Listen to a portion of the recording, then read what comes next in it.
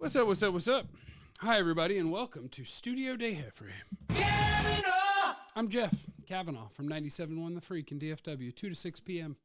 iHeartRadio app if you're outside the listening area. The show name's The Speakeasy. You can check that out. Cowboy things today. Number one, we will talk a little bit about Cowboys and Lions and seeding and matchups and two-point conversion plays and reporting eligible and all those things. But we have some breaking news this morning. And the breaking news is from Ian Rappaport. At least that's where I saw it first. And that would be that Lyle Collins, who you may remember, Cowboy fans, is arriving today in Dallas to work out with the Cowboys. Assuming he passes the physical, Dallas could sign him to the practice squad to work his way into football shape. And then he makes a joke that says quick Photoshop. And I think it's just a picture of Lyle Collins when he played for the Cowboys. I got to start with the disclaimer. I love Lyle Collins. I love the Collins family. They're sweet people. Now, let's move on to the other stuff. We love to get excited when we hear a name and the Cowboys. I remember when they signed Martavis Bryant, which is a little bit different because he's been so long out of the NFL. But I tried to tell everybody, well, if he's ever active, that'd be fun, but don't bank on it. Probably going to be looking at the same thing with Lyle Collins, who I will always cheer for. But, and I tell you this, Dak Prescott loves him some Lyle Collins. He loves him some LC. Those are some fishing dudes. So yeah, a couple of things, right? Obviously, the Cowboys are not loving what they're seeing at left tackle when Chuma Edoga is playing football lately. Terrence Steele has had his struggles. And so when you have a guy that is currently unemployed that you think might be able to help in a best case scenario, you owe it to yourself to go, hey, let's take a peek. And if they sign him, and if he's on the practice squad, and if he works his way back into shape, that would be lovely. The thing to remember is his body has been through a lot. He tore all 3 ligaments in the knee. Not this season, but last. He had, what else he had? Hip. He's got stuff. His body's been through it. So this will be another case of, should you assume that Lyle Collins being signed is going to be the guy that you remember when he was at his best? Probably not. Can you hope for it? Hell yeah. Why not? Hoping is good. We like optimism.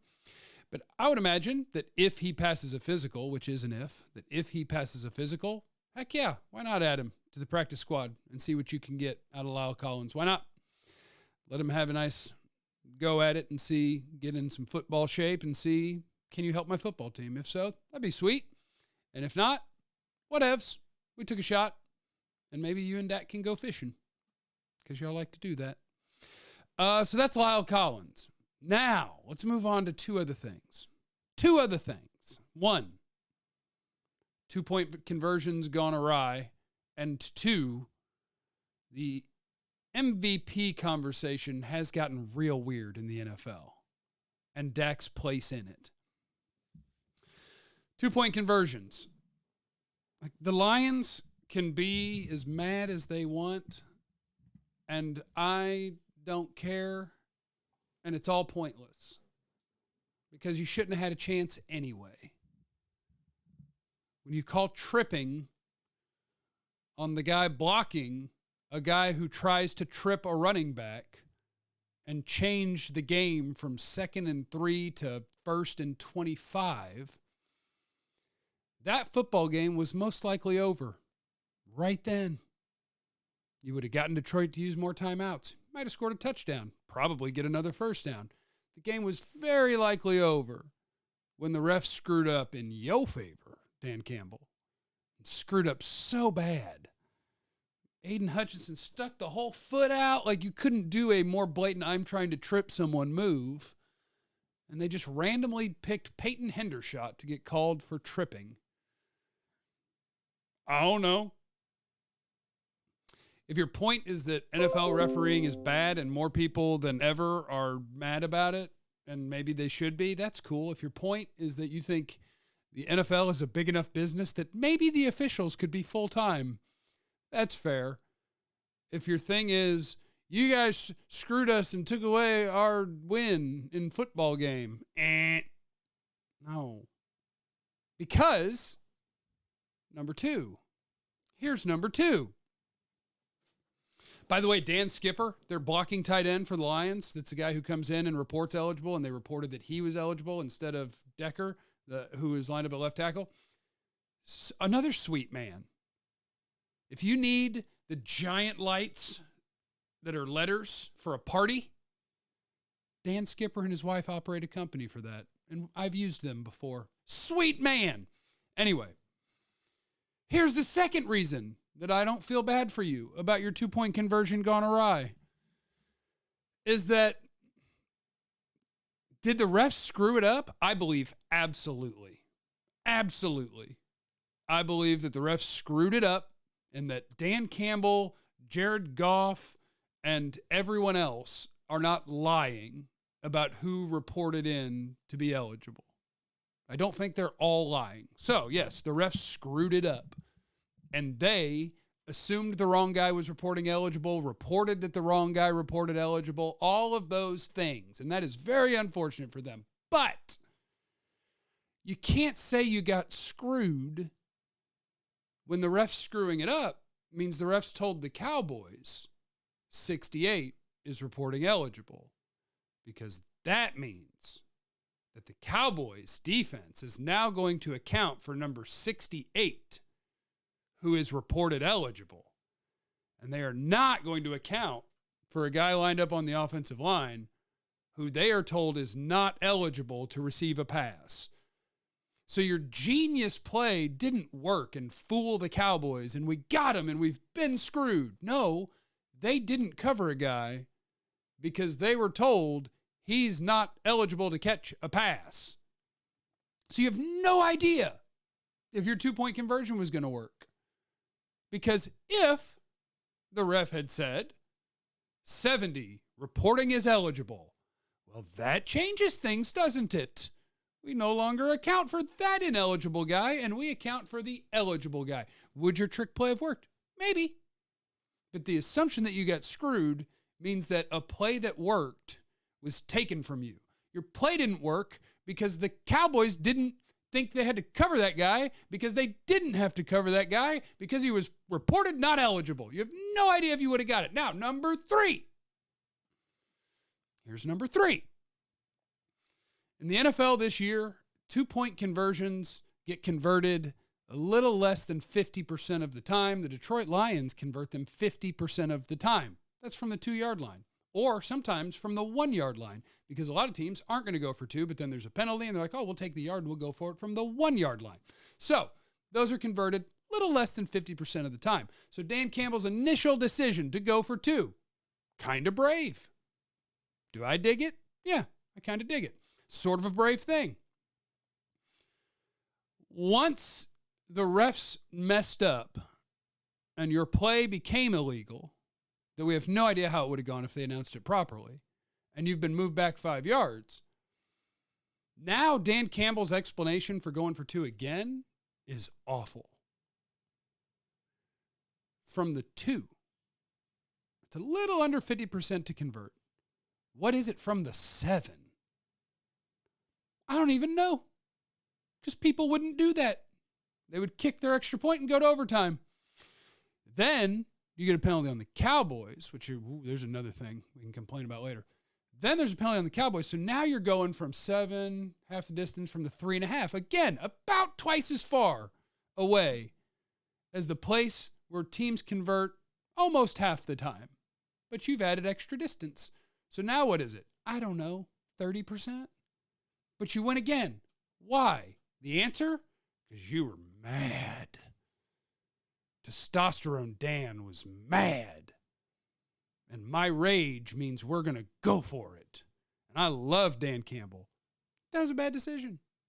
From the 7, it was a bad decision. From the 3.5, it was a bad decision. From the 2, whatever, flip a coin. I love the aggressiveness. You messed up, and that's okay. And that's okay. And we move on with our day. Cowboys win. Cowboys go beat the Commanders. Cowboys get the 2 seed. We party at home for at least a couple of football games. Well, unless they lose the first one, but they won't do that. I don't think. Last thing. MVP in the NFL. let me get my numbers pulled up here.